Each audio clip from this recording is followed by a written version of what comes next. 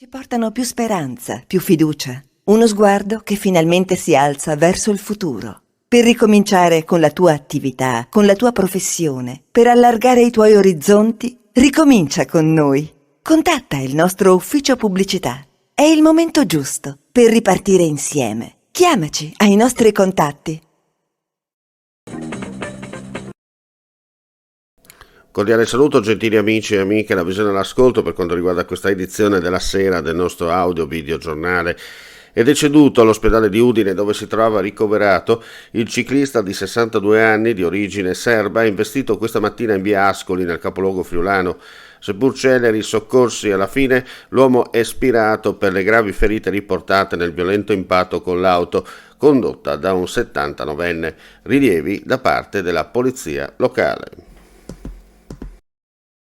I carabinieri della stazione di Basovizza, durante un controllo, hanno rintracciato e arrestato un uomo di 40 anni albanese, soprannominato il Pelato, mentre cercava di raggiungere il suo paese d'origine. A suo carico pende un'ordinanza di custodia cautelare in carcere per favoreggiamento e sfruttamento della prostituzione per fatti commessi a Bologna nel 2013. Dopo l'arresto, lo straniero è stato condotto nel carcere del Coroneo a disposizione dell'autorità giudiziaria. I tifosi dell'Udinese possono tirare un sospiro di sollievo. Quella rimediata sabato a Napoli da Gerard Deulofeu è una semplice distorsione al ginocchio, senza particolari complicazioni. Il calciatore dovrebbe essere a disposizione già alla prima partita dopo la sosta, il 4 gennaio prossimo, in casa contro l'Empoli. L'Udinese da sabato sera in libera uscita. Sottilla ha dato appuntamento ai suoi per il 25 novembre, quando inizierà il ritiro in vista della seconda parte del campionato. La squadra si allenerà sempre a Udine. Il calendario delle amichevoli sarà diramato a inizio dicembre.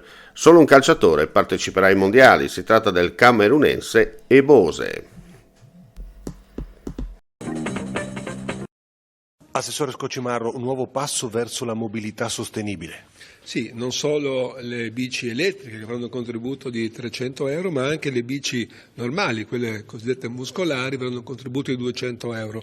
Questo appunto per andare incontro alla mobilità, a stare in passo con i tempi. Ormai le bici elettriche sono veramente usate da tante persone e poi perché no, anche perché poi aiuta la salute. Fare moto e mobilità si sa che aiuta un po' tutto il nostro appunto sistema appunto sanitario, quindi va bene così e coloro che avranno comprato la bicicletta da venerdì scorso 11 novembre potranno fare domanda a partire dal mese di gennaio per avere questi contributi di 200 e 300 euro.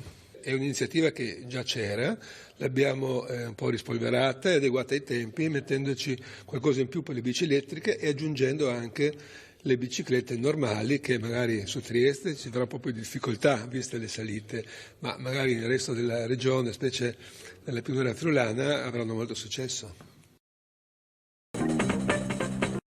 Beer è un prodotto esclusivo Azienda Agricola Pancera, il buon seme, i buoni frutti.